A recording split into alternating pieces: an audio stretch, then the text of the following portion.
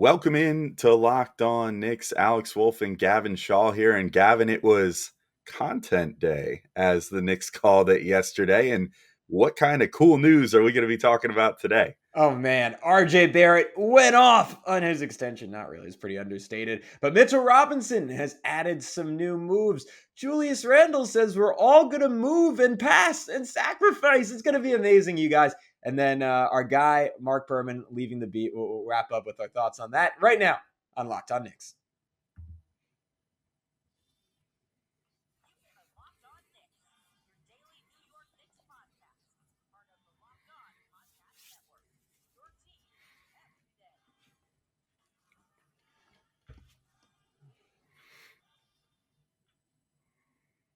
All right, welcome in to Locked On Knicks. We wanted to thank you guys for making Locked On Knicks your first listen today and every day, whether you're checking us out on your favorite podcast platform or taking in the sights and sounds on YouTube. We appreciate you guys making us a part of your daily routine, especially as we have now switched back into being literally a part of your daily routine. We're back on 5 days a week now with the season impending here. So hope you guys rock with us all season long. We'll be doing 5 episodes a week generally, so stay tuned for all that.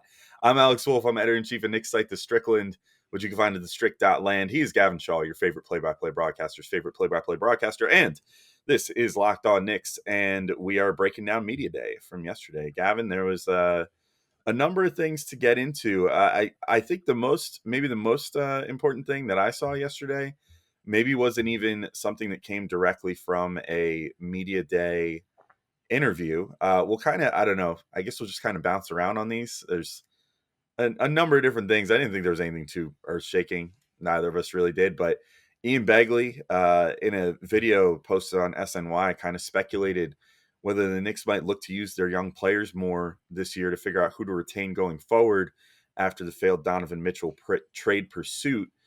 I'm a little curious who that applies to, because we've seen on and off different reports from as we'll get to in a minute, the unfortunately departed from the beat Marc Berman about Obi Toppin maybe getting more playing time this year. Begley himself had something about quickly getting more playing time this year.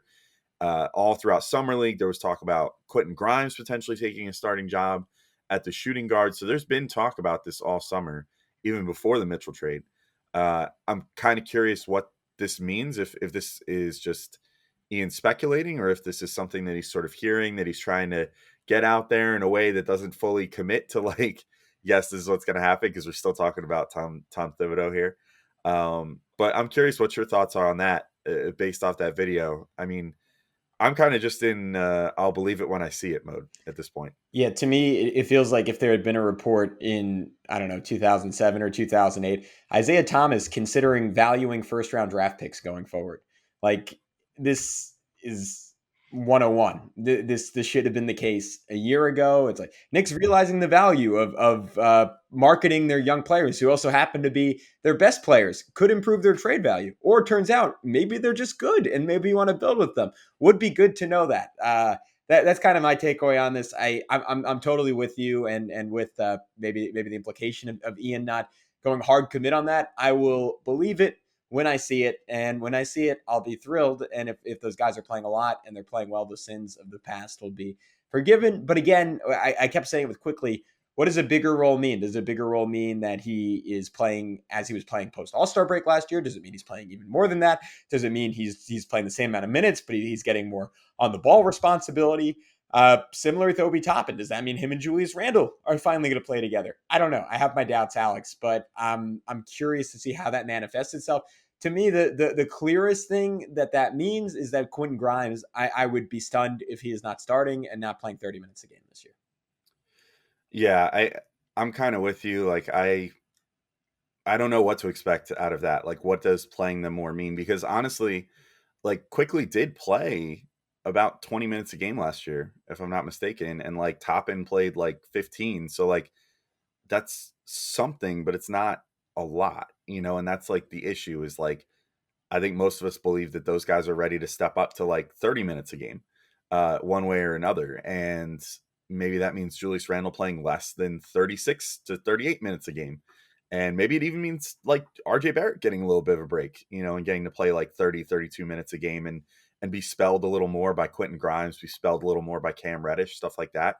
Like, I actually wonder if what Ian was talking about almost more relates to like Cam Reddish, Deuce McBride, Jericho Sims, like those guys, because I don't know. I feel like the Knicks would look at quickly, and especially with the addition of Brunson, seemed pretty obvious. I mean, I think they were just going to go for Brunson regardless, but bringing him in sort of says like, well, we don't think that Quickly is like the starting point guard of the future, obviously, because he's not. Like now Brunson is. So, I wonder if maybe Ian's like speculation there is more about the guys that are sort of on the fringe, if they're maybe going to try to like throw in the towel earlier in games where things seem a little out of hand. Like if you're down 15 points in the third quarter, maybe go to Cam Reddish earlier, go to Deuce McBride earlier and say, you know what, like maybe we could do a 15-point comeback if we played RJ and Julius, but maybe we should give those guys a little bit of rest today and try to come back stronger tomorrow. And for today, we can throw the reserves in earlier and get a better look at some of these young guys, especially for a guy like Reddish, who like you have to make a decision on by the end of this season. And you just invested, however protected it was, a protected first round pick in him just this past year.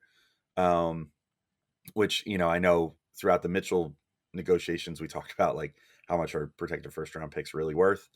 I think that pick was more or less like a glorified high second, the one from the Hornets that the Knicks sent along to the Hawks, which they eventually sent along to the Spurs for DeJounte Murray. But it's still something. They still gave up something to get Reddish, and you got to figure out what you have in him and if you want to pay him and keep him because of doing that. Speaking of paying him and keeping him, though, RJ Barrett, of course, got paid this offseason, got his extension, and as of next season, pending any other moves, will become the highest paid player on the Knicks. So he had some words to say about that. So I'll just give the direct quotes from RJ. First, he said, in regards to his extension and to the Mitchell trade talks, he said, whatever was going to happen was going to happen. I trust the organization 100%. They gave me a shot, so I'm always going to be thankful to be here. They didn't have to sign me. They didn't have to give me an extension. And then to say, to not end up where we wanted last year, I think we're coming in even more experienced, even more hungry. A lot of guys with something to prove, myself included. I have everything to prove. That's my mindset, and I definitely think we're going to shock the world. I mean, the last part I feel like is just general media day team speak, but the first part, I feel like this just further proves like this guy gets it. I mean, it's really great to have your high draft pick, the first guy to get an extension off of his first round rookie deal in New York since Charlie Ward in 1999. A guy who presumably is going to be featured quite a bit this year if the end of last year is any indication, being this well versed with fielding questions like that, having been like a top player since he was like 12 years old, is always really helpful with RJ in this market, because that he was getting probed about that, and I think he handled that like a pro. But I also don't think he's wrong either. I think RJ, like, probably more than any player his age, probably understands like this is a business, and maybe I would have gotten traded for Donovan Mitchell and I would have had to relocate to Utah, but I didn't. And so now I'm going to just enjoy the fact that I still get to play in New York, and they gave me a bunch of money to do so. And I really like it here. And, is willing to just let it roll off his back and understand it's like a no hard feelings situation. So with RJ, I get the feeling it's not just talk. I actually do think that what he said there was pretty genuine. Yeah, I'm with that 100%, and especially, I mean, if you watch some of the videos that the Knicks were putting out, or that MSG was putting out, of him and Brunson interacting and him interacting with the young guys on the team, I think it kind of goes back to what we said a couple of episodes ago when someone, I think in the context of a mailbag, asked us about this, or maybe it was with our big questions. I just can't see there being locker room issues because of the non Julius Randle reasons, because I think these guys really, really like each other. And I think that almost supersedes that anything that happened in the front office, because when RJ Barrett's on the court, obviously he's not throwing passes to Leon Rose and Brock Aller. It's going to be Emmanuel Quickly and Obi Toppin and Brunson and Mitchell Robinson and maybe not Julius Randle, but he's going to be there for those guys. He's always been wise beyond his years. He's been mature beyond his years, and this is yet another example of that. Alex, I want to I want to continue talking about some revelations to come out of Media Day, including some new moves from Mitchell Robinson and Julius Randle promising to commit to playing the right way and saying he learned a lot from last season. But first, if all this gives you the warm and fuzzy feelings that it does for me, and your immediate reaction is, hey, you know what? I want to go throw some big money down on the New York Knicks. There's only one place to go do it. It's betonline.net. They are your number one source for football betting info this season. You can find all the latest player developments, team matchups, news, podcasts, and in-depth articles and analysis on every game you can find. And as always, BetOnline remains your continued source for all your sport wagering info with live betting and up-to-the-minute scores for every sport out there. It's the fastest and easiest way to check in on all your favorite games and events, including MLB, MMA, boxing, and golf. And I love those sports, and I want to throw some money down on those sports, Alex. But what I really want to throw some money down is on the New York Knicks making the playoffs. What is that looking like this morning? Well, the odds makers are not incredibly kind to the Knicks, although they're not incredibly unkind either. I don't know. There's a decent opportunity to make, I guess, a few bucks on the Knicks, is what I'll say. The Knicks are currently plus 155 to make the playoffs, which I think, I don't know, maybe that's worth going for. I'm not going to say that it's like a huge thing that you should bet a ton of money on, but they're talking pretty confident. Maybe I'm convinced here. Plus 155 versus minus 190 for not making the playoffs. Throw a few bucks on plus 155. Why not? Yeah, and all you have to do is head to betonline.net today or use your mobile device to learn more. BetOnline, that's where the game starts. All right, Alex, let us continue rolling through content day from the New York Knicks. This one on Mitchell Robinson from Zach, I think is it Brazilier story? New York Post writer, maybe in lieu of what we're going to talk about with Marc Berman, maybe we'll see more of Zach. But he says Robinson talked about expanding his offensive game, adding a jump hook and baby jumper to his rim running, shot blocking repertoire. His immediate focus, though, is on improving his free throw shooting and conditioning. I know we all summer I was inundated on my timeline with videos of Mitch shooting free throws, with how physical he's become around the rim and how talented of an offensive rebounder he's developed into. I think that'll be a huge factor in his game and his ability. Honestly, Alex, to me, that's like a survival technique to some extent, because if he's not making his free throws, I could see a scenario where even if Mitchell Robinson starts, Isaiah Hartenstein is closing a whole lot of games for the Knicks this year. And it seems like he wants to take his game in a direction of just having a little bit more versatility. And I like, obviously, for years, we dreamed of a scenario where Mitch could leverage all of his athletic ability and be a little bit more of a face-up threat. 5-6 years into his career, it's looking less and less likely that is ultimately a realistic outcome for him. But I know you've been leading the charge for years. Hey, if this guy could just add like a one pivot jump hook, that would make a big difference. And I think especially just because the entry passing on this team is so bad and the spacing on this team is so bad, as long as Julius Randle is on the roster, those types of shots are more realistic for him. Like when he gets an offensive rebound, to if he's not in a position where he can just dunk it in, to be able to pivot, go over either shoulder, get up a jump hook. That baby jumper, to me, in my mind, I'm imagining that kind of similar to what we see from Hartenstein, where he has that flip shot where it's not quite a floater and it's a little bit more ground bound, but it's 2, 3, 4 feet away from the basket. And if you have enough touch, that's a pretty good weapon, especially when you have the size and length of a Mitchell Robinson. But what was your reaction to reading that quote, Alex? I think if he's working on that, that's just the right thing to work on, and that like really gives me a lot of hope for this contract that he just inked being a positive value contract. Like, I really think literally all he needs to add is that. I mean, all the talk of, oh, could Mitch start shooting jumpers? Could Mitch like shoot from the elbow? Could Mitch shoot threes? Like, that's all nonsense. Like, that was never a thing that he ever really had to work on. And I think we even talked about it. We fell for it, at times, being like, oh my God, if he could add a three. Yeah, if anybody could add a three, they'd be a great, 3-point shooter and an NBA asset. That's just kind of how the NBA is. But I don't think it was ever realistic for Mitch to work on that, just because he never had any track record of shooting. And as we saw with his free throws, not a great area for him. So I'm with you. Like, if he could even get to like, I don't know, 65% on his free throws instead of like 50, where he's been kind of hovering at for the last couple of years, I think that would be great for him. If he could just find that level of consistency, on a standstill free throw, perfect. That would be great. And as far as the baby hook and stuff, I mean, that's what I've been saying for a while now. I mean, I don't know who he's working with. I've always been like, is Hakeem still doing, classes? Like, I remember he helped a lot of guys make really great strides in like the late 2000s, early 2010s.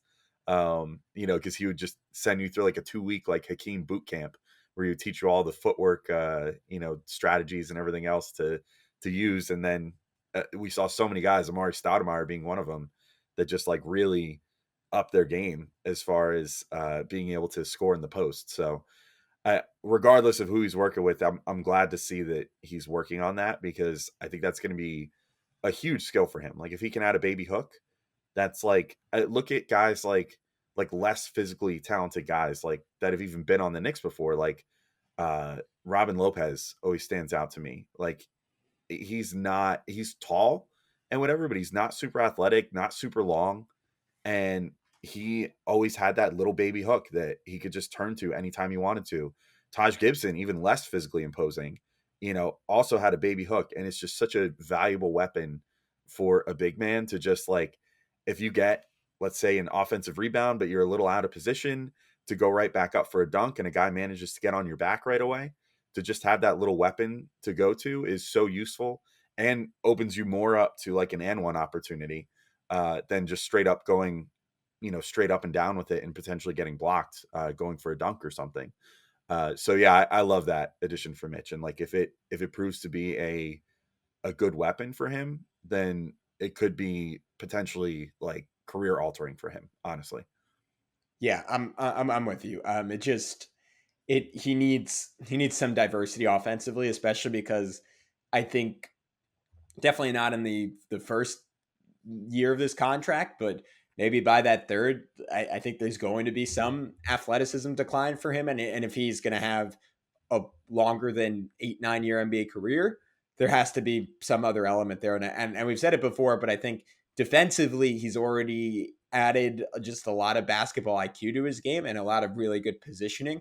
And he's done a good job compensating for, I don't know if it's a permanent thing, but last season we all agree at least side to side and vertically at times, he certainly wasn't the same athlete he was when he came into the NBA, and he's found ways to compensate through superior size and certainly on defense superior positioning. If he can add a little bit of skill offensively, it's going to go a long way towards preserving his career. Alex, the one other thing we'll see how long we go, but a couple quick hitters. Derrick Rose is down 20 pounds. He showed up to his interview with his shirt off.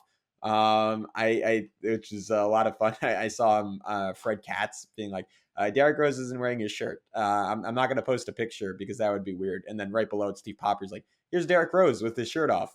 So it's a wide range of reactions to that at Knicks content. Yeah, I remember too, like seeing a picture of Rose earlier this off season, like where he was fishing and was shirtless, and honestly, he had like a little pudge going on, like, and I was kind of like, oh man, but I guess that was probably after rehab from the staph infection and everything else, and so I'm really happy to see him, you know, slim down, and he seems to be taking a ton of pride in the weight loss and everything. And as someone who myself has knee problems in my early 30s and is just a normal human being, like when I've lost weight at times in my life, it takes a lot of pressure off your lower body joints. So it could be nothing but good for the length of Derrick Rose's career going into his the end of his back nine, I guess, of his career here. I don't know, what is he on now, like hole 14 probably out of 18. Yeah, at I don't know, least. but he's it could do nothing but good for him, in my opinion. Like, I think if he stays at whatever he said, like 190 or so, maybe that, because I mean, literally, he's like my height. So at 190, I know that's very lithe. Uh, if he stays that weight for the rest of his career, maybe that extends his career another like 2-3 years, along with all the what you call it, like the Fascia physiological, stretching. yeah, all that stuff, all those stretching and pressure point things and whatever that he does. Maybe he's got another like 3-4 years left in him. So I'm intrigued to see how he's going to come out and how quick he's going to look early in the year here with that a little extra poundage taken off.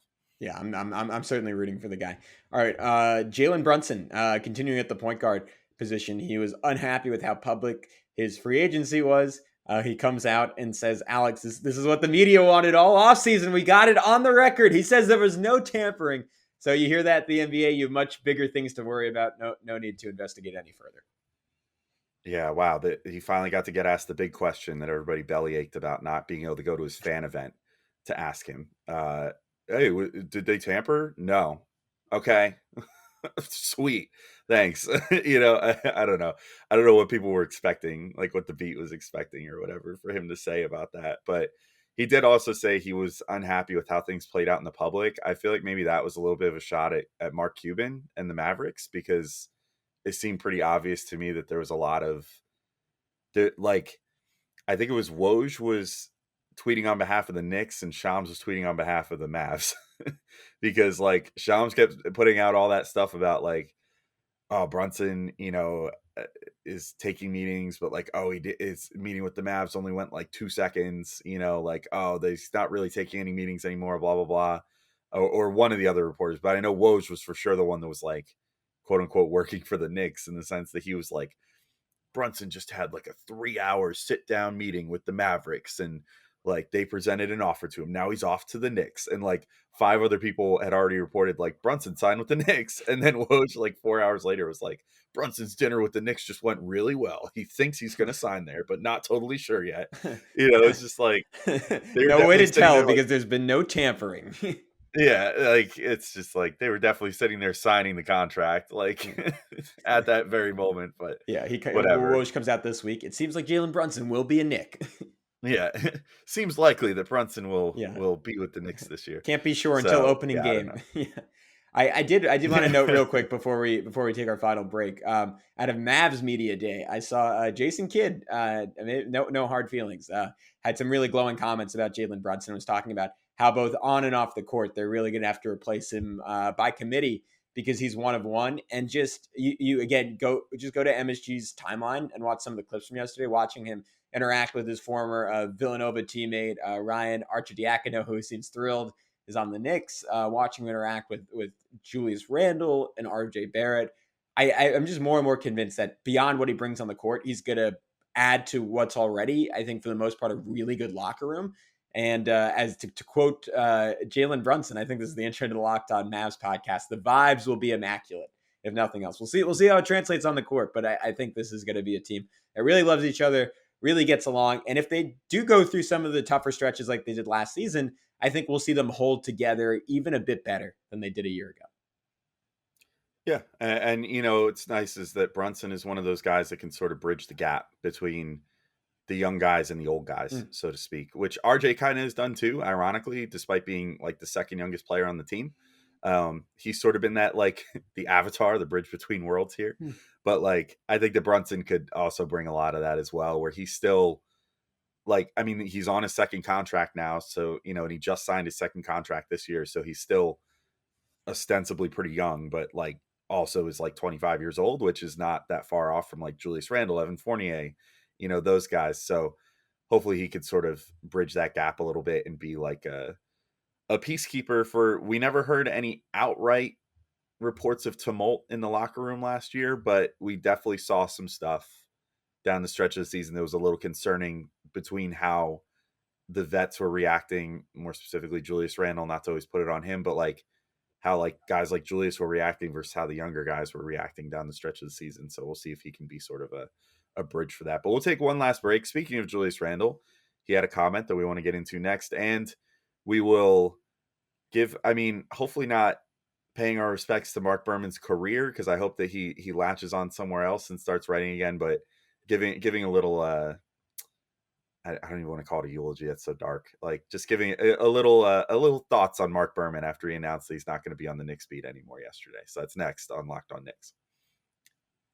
All right, and we're back in getting into our final bits of Knicks content day. Again, just another little rub that the Knicks did to ruffle the feathers of the media. It seems like they're having a lot of fun with this at this point, with like just changing the names of things, like calling the introduction what used to be press conferences now like fan events or whatever, calling media day content day. Yeah.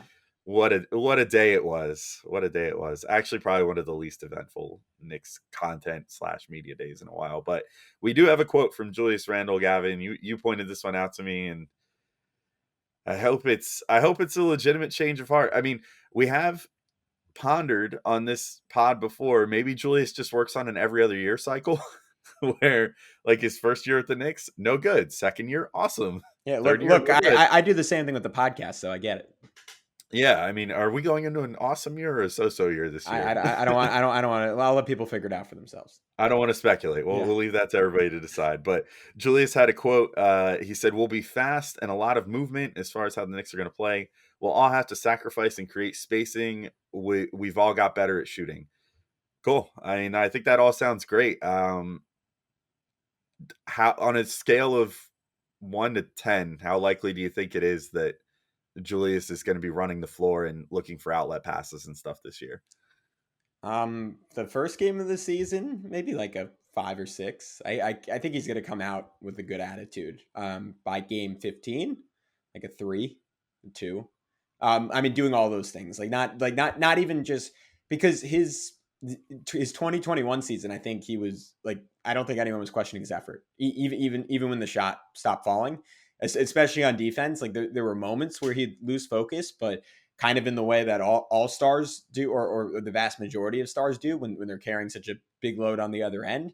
Like I didn't really question his effort. I didn't question his intent. I didn't question his intensity. Last season, where it fell apart was that it wasn't that he was. We've said it a million times, but it wasn't that he was missing shots. It was that he wasn't playing hard, and he had to hold the ball for very long periods of time to be effective, and that was at the expense of everyone else on the team. So if he's, I mean, the biggest thing he said in there was that like we want to play fast on offense. Like if we get that Julius that was like pushing the ball up the court every time when, or like pretty much a direct correlation to whenever the Knicks looked good and he was healthy, it was because he was bringing it up fast off of rebounds or off of inbounds.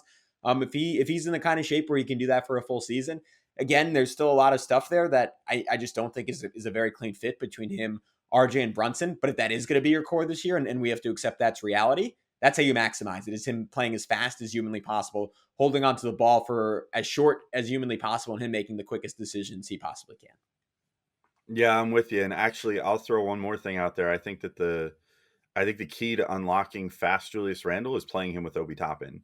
Like, I who doesn't love throwing the Hail Mary pass to Obi Toppin? Like, that's like got to be one of the favorite passes of anybody, because as long as you're capable of doing it, that's a guaranteed assist. Like, once he leaks out, he's like, I mean, we just talked about it. If anyone hasn't listened or watched the episode yet, the episode with Ricardo Greer from Dayton the other day, like, specifically, he even brought up like unprompted, like how great Obi's transition ability was, like from day one at Dayton, even, and that still carries over in the NBA. Like, he's so awesome at that like I and I feel like we saw some of that like early last season, for example, like when Mitch was still kind of working his way back into shape in like game one, and there was no backup center, and we got to actually see like a couple minutes of Obi and Julius. I feel like we did get to see that kind of like breakneck, like running the floor sort of style with them, and it worked. So I think, if they want to like put up or shut up with the whole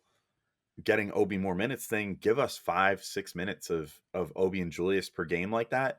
And maybe that just kind of gets Julius gets the gears turning and gets him in the right mindset to be playing that way, and running more, and looking for outlet passes more and stuff like that, and gets the whole team kind of in on that too. But our last thing from Media Day, and it was, I guess this was truly Media Day, was Marc Berman of the New York Post announces after 23 years that he is no longer going to be working the Knicks beat anymore.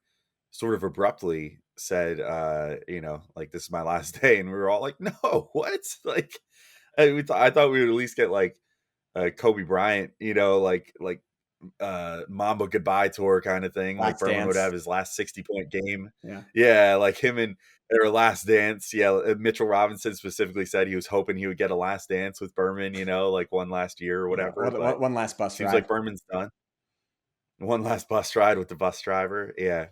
I mean, I'll just say this much, Gavin, and then I'll throw it to you. Like, I always thought that Berman I look, I'm not going to say that it wasn't earned because he wrote like a lot of scathing editorial type stuff about the Knicks and um but like I think that he always got kind of a bad rap for someone that all in all, to me at least, was always a really good person. He was super generous to us with coming on the podcast here. And I know to like lots of other people in the Knicks content community too. He was, he's a guy that really put a lot of people on in many ways because it's tough. It's tough when you're trying to like start out these things. We're lucky enough to have gotten to a pretty good place now. Obviously some of our contemporaries, Knicks Film School, Knicks Fan TV, whatever, have gotten to a good place now where, we've had a lot of growth and we've resonated with a lot of people and managed to really build something for ourselves. But like guys like Berman really help that when they're willing to take the time out of their day and talk on a podcast with you and attach their name to something that you're doing when you're a 20-year veteran on the Knicks beat. Like that's a big deal for us. And like he never had to do that, but he always did. And he was always super quick about it and would come on a relative drop of a hat for us. So I was always really thankful for that. I was also really thankful when I got to briefly cover the Knicks for SI. Berman, like he was the first guy I reached out to and was like, "Hey, like I've literally never been to the press area of MSG before. Like this is kind of intimidating. Like, would you be willing to just kind of like show me around a little bit, whatever?" And he was like, "Yeah, of course. Just meet me up in the press area, and we could definitely do it." And like, I took a seat next to him. We chit chatted a bit. Like, it was really cool. Like, I don't know. He was always a really nice dude to me. Uh, he seemed really well loved on the beat. I know a lot of people took a lot of exception with how he covered the team or whatever, or how he wrote about it, but and like our buddy Macri has said this as well. Berman was always sort of in on it. Like it, he was more or less playing a character. I don't think that his writing persona was much different than like Stephen A. Smith going on TV and saying the things that he says. Like Berman was an old school tabloid columnist in New York, which meant presenting yourself in a certain way. You have to come with hot takes. You have to come with things that you think are going to make people click articles and buy papers and stuff like that. And I think that he played that role over the years. Um, and then I guess the last thing would just be, and this is like probably my final point. And sorry, I kind of rambled a little bit, but I really like Berman, man. He's like, I feel like he's like all of our like Nick's uncle that like just shows up every once in a while and sometimes he writes stuff and you go, he just is how he is, whatever, but like ultimately is a nice dude. But my last thing would just be like, look at how the players always responded to Berman versus some of the other guys. Like you would think if they actually thought that Berman was being scathing and cruel to them, that they would not be so cool with him. Like in the media room and whatever, but like Mitchell Robinson loved him. RJ Barrett loved him. Julius Randle would joke with him. Like, and he like Julius had the who reported it thing with him, whatever. Like, of course they're gonna get on his case sometimes too if he's asking the questions to try to get responses out of people. But like generally the players seem to respect him and like having fun with him because he honestly behind the scenes sort of had fun with them too. He had a good sense of humor with them and everything. I think to see how the players always treated him and responded to him versus, I mean, I'm not even saying that this is a knock on any of the other guys on the beat, but with everybody else, it's pretty much just business as usual. I think that says a lot about how Berman conducted the job and everything. And like, not everybody has to agree with me, but personally, I'm gonna miss Berman on the beat, and like, I certainly will miss having him on this podcast and everything else because I think he's a real character and a guy who honestly was always really nice with his time and with giving the time of day to people that he maybe didn't have to given his stature and like the reporting community, but I always really appreciate that from him. So for me, it was a sad day yesterday to see that he's going to be off the beat now. Yeah, Alex, I think it's extremely well said. I don't have a ton to add on that because I think you summed it up really well. The only thing I'll say is just I mean just like a character, like what a character he's been in my Knicks fandom over the last 2 decades. Like he really is it feels like the end of an era because he's the one guy who's been on the beat since before I became a fan, but certainly since I've been one and someone who has always can't say I read all the time growing up or anything, but someone I was always tangentially aware of and was just always in the workings and in the Knicks realm in this world. And I kind of feel bad that he never got like a championship team or a playoff team, or well, he got playoff teams, but a really high level like title contender to go and cover. And I wish that for all the current guys on the beat. I wish that for us, because I know I can imagine us, not to put this out there, but like the frustration of doing this for 20 plus years and never having that. But I mean, look, he did the job. He did it at a high level. And to your point, one of the greatest things I think you could say about anyone in media, I know it's something that, to the very limited platform that you and I have, we try to do, is that you raise other people up, and that you realize, like, going through it, like it's extremely difficult to make any kind of sustained living doing this. Don't get me wrong, it's a lot of fun, and it's the best job in the world, but it's very, very difficult to stick. And honestly, like the best way you can go about it beyond working hard and being talented is having people who are willing to back you up and are willing to lend their time and are willing to be generous. And I mean, it seems like that was Marc to a T. I know he was like that with us. Certainly seems like he was like that with anyone who ever needed him. And for an extremely busy guy, was just very, very generous about taking the time to go and help people out. And honestly, like, he could have come on this pod and said nothing basically, and just regurgitated his articles and said, well, you can read my article if you want that, or like, or here's my opinion, but I'm not really going to give you anything. He would occasionally break news on this podcast. And it wasn't major news. He wasn't coming on and saying, guys, RJ Barrett just demanded a trade, but it was news all the same, and stuff that he could have saved. And he's never like greedy or withholding with that information. Like, he was willing to go on something where he got nothing out of doing it, and throw us a bone and help us out and make our jobs easier and better. So big time shout out to Marc. To your point, I hope he's writing or working somewhere else in the near future. But regardless, I mean, man, what a run covering this team. Yeah, I'm with you, and like I said, I'm certainly rooting for Marc to latch on somewhere. I don't know the details of why he's ultimately leaving the beat. Hopefully, he's not leaving writing, and can eventually find another home, and still write about the Knicks or something else. Because again, he's a character. Maybe if he even starts writing somewhere else, he'll sort of break character in many ways, and we'll see a totally different Yeah. side of Marc Berman, that's not, just trying to sell the copies of the New York Post. But we'll see how it all goes. But definitely a legend in our space. So very sad to have seen him leave for now, but hopefully not. Hopefully not gone forever, as far as covering the Knicks and that sort of thing. So anyway, till next time, this has been our Media Day edition of Locked On Knicks, and we'll have plenty more stuff coming up. We're going to start getting into like season previews, and still going to have some crossovers with some other teams as we get closer to the season, stuff like that. So lots of stuff to get into still, and we'll be here for all of it with you guys. But until next time, thanks for listening to Locked On Knicks, and we will talk to you all soon. Peace out.